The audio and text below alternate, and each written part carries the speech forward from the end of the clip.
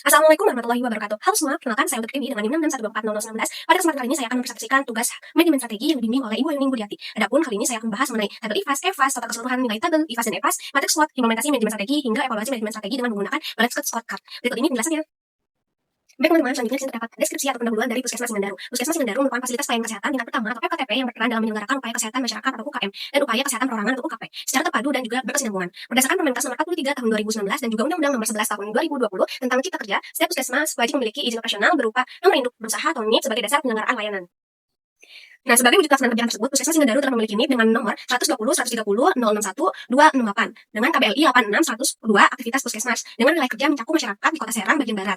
Berdasarkan keputusan Wali Kota Serang nomor 440 Kep 221 Hub 2017 dan Permenkes nomor 43 tahun 2019, Puskesmas Singandaru tergolong puskesmas perkotaan karena memiliki wilayah non pertanian lebih dari 50%, akses transportasi yang memadai, jarak dekat dengan fasilitas pendidikan dan juga rumah sakit, serta lebih dari 90% rumah tangga non pertanian. Fokus pelayanannya meliputi peningkatan UKM dan UKP melalui partisipasi masyarakat, kolaborasi lintas sektor, serta penguatan sistem rujukan dan edukasi perilaku hidup bersih dan sehat atau PHBS. Lalu selanjutnya di sini terdapat tabel hasil analisis IFAS atau kekuatan ataupun strength dari Puskesmas Singandaru itu sendiri. Yang pertama yaitu pelayanan kesehatan bermutu, merata dan juga terjangkau. Yang kedua yaitu tenaga kesehatan berkompeten dan juga berkomitmen. Yang ketiga itu inovasi program kesehatan masyarakat dan yang terakhir itu hubungan kinerja dan komunikasi internal yang baik. Lalu selanjutnya di sini terdapat tabel hasil analisis dari IFAS atau kelemahan ataupun weaknesses dari Puskesmas Singandaru. Yang pertama itu sarana dan prasarana yang belum memadai, yang kedua itu sistem informasi pelayanan belum optimal, yang ketiga itu koordinasi antar unit kerja belum maksimal, dan yang terakhir itu keterbatasan sumber daya pendukung seperti alat, kendaraan serta dana operasional. Selanjutnya itu di sini terdapat tabel hasil analisis dari EFAS yaitu peluang ataupun opportunities dari Puskesmas Singandaru. Yang pertama yaitu dukungan pemerintah terhadap PKTP dan program kesehatan masyarakat. Yang kedua itu partisipasi aktif masyarakat dalam kegiatan kesehatan lingkungan. Yang ketiga itu kemitraan lintas sektor seperti sekolah, kelurahan hingga swasta. Yang keempat itu pengembangan teknologi informasi kesehatan. Yang kelima itu adanya fasilitas BPJS kesehatan sebagai penjamin pelayanan dan yang terakhir itu adanya aplikasi mobile JKN yang mempermudah akses pelayanan masyarakat. Selanjutnya di sini terdapat tabel hasil analisis EFAS dari ancaman ataupun threats dari Puskesmas Singandaru. Yang pertama itu persaingan dalam lingkup swasta dan rumah sakit sekitar. Yang kedua itu perubahan regulasi dan juga kebijakan nasional. Yang ketiga itu kondisi sosial ekonomi masyarakat yang beragam dan yang terakhir itu resiko penyakit menular dan juga masalah lingkungan.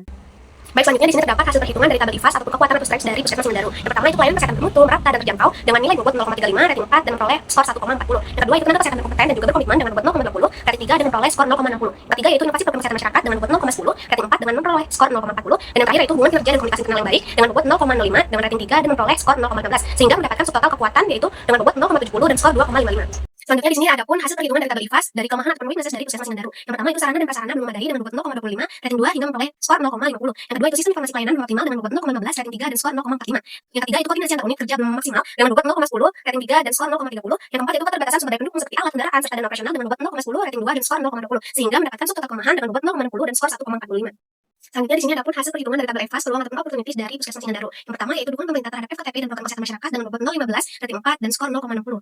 Yang kedua itu partisipasi aktif masyarakat dalam kegiatan kesehatan lingkungan dengan bobot 0,10, rating 4 dan skor 0,40. Yang ketiga itu kemitraan lintas sektor seperti sekolah, kelurahan serta swasta dengan bobot 0,13, rating 3 dan skor 0,39. Yang keempat itu perkembangan teknologi informasi kesehatan dengan bobot 0,08, rating 4 dan skor 0,32. Yang kelima itu adanya fasilitas BPJS kesehatan sebagai penjamin pelayanan dengan bobot 0,10, rating 3 dan skor 0,30. Yang terakhir itu adanya aplikasi mobile JKN yang mempermudah akses pelayanan masyarakat dengan bobot 0,07, rating 4 dan skor 0,28 sehingga memperoleh subtotal peluang ataupun opportunities dengan bobot 0,63 dan skor 2,29. Lalu selanjutnya di sini ada pun hasil perhitungan dari tabel EFAS dari ancaman ataupun trik dari Puskesmas Singandaru. Yang pertama itu persaingan dengan klinik swasta dan rumah sakit sekitar dengan bobot 0,18, rating 2 dan skor 0,36. Yang kedua itu perubahan regulasi dan kebijakan nasional dengan bobot 0,12, rating 2 dan skor 0,24. Yang ketiga itu kondisi sosial ekonomi masyarakat yang beragam dengan bobot 0,06, rating 3 dan skor 0,18. Dan yang terakhir itu resiko penyakit menular dan masalah lingkungan dengan bobot 0,04 dengan rating 3 dan skor 0,12 sehingga memperoleh subtotal ancaman dengan bobot 0,40 dan skor 0,90. Sehingga berdasarkan hasil perhitungan tabel IFAS dan EFAS seperti yang tadi sudah dijelaskan, hingga memperoleh total keseluruhan IFAS strength sama dengan 2,55, weakness 1,45. Nilai IFAS 2,55 dikurang 1,45 sehingga didapatkan nilai IFAS yaitu 1,10.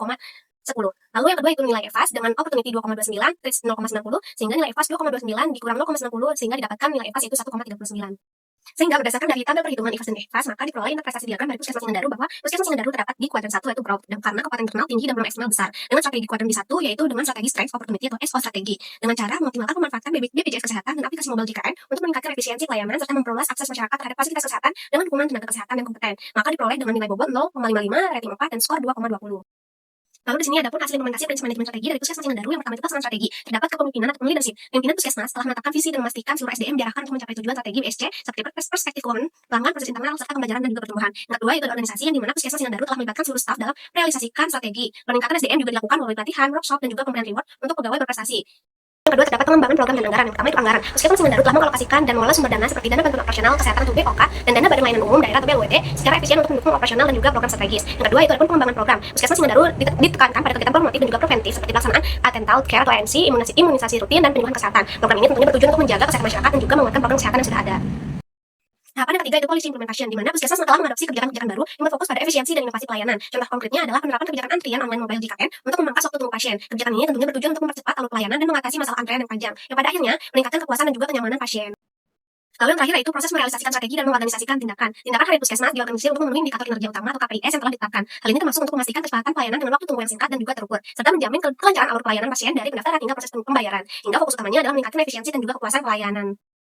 Lalu selanjutnya di sini terdapat balanced scorecard dari manajemen strategi Puskesmas Singandaru. Yang pertama itu dari finansial, objektivitasnya itu optimalisasi pengelolaan dana dan keberkelanjutan. Tujuannya itu memastikan efisiensi anggaran untuk mendukung operasional yang berkelanjutan dengan indikator kinerjanya yaitu realisasi anggaran BOK atau bantuan operasional kesehatan telah mencapai 90% dengan memperoleh nilai 40%. Fase yang kedua itu rasio biaya operasional terhadap pendapatan total tetap stabil di bawah 70% dengan nilai memperoleh 30%, dan juga yang terakhir itu persentase dana yang dialokasikan untuk program promotif preventif dengan nilai 14%. Sehingga pada perspektif finansial, Puskesmas Singandaru telah mencapai nilai ataupun angka 84%.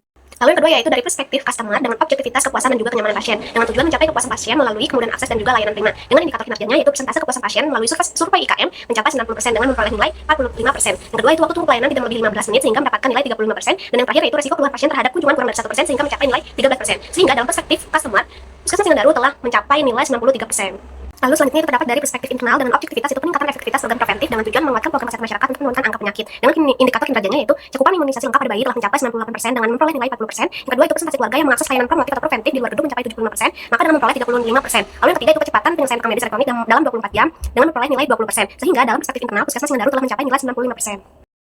Lalu yang terakhir itu dari perspektif learning and growth dengan objektivitas itu pengembangan kapasitas SDM dan inovasi digital dengan tujuan menciptakan lingkungan kerja yang adaptif dan inovatif. Dengan indikator kinerjanya itu persentase staf yang mengikuti pelatihan fungsional ataupun teknis minimal 20 jam per tahun itu telah mencapai nilai 35%. Yang kedua itu rasio inovasi digital atau program berbasis teknologi yang diterapkan per tahun minimal 3 program itu mencapai nilai 30%, dan juga yang terakhir itu tingkat turnover ataupun pergantian staf di bawah 0% dengan perolehan nilai itu 22%. Sehingga hasil ataupun total dari learning and growth dari Puskesmas Singandaru ini mencapai nilai 87%.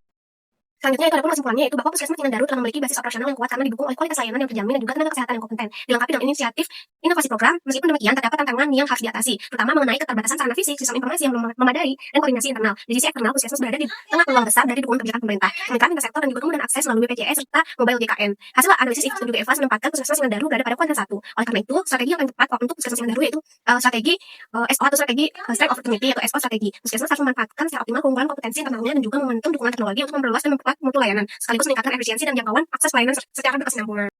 Cukup sekian presentasi dari saya, kurang lebihnya mohon maaf. Wassalamualaikum warahmatullahi wabarakatuh.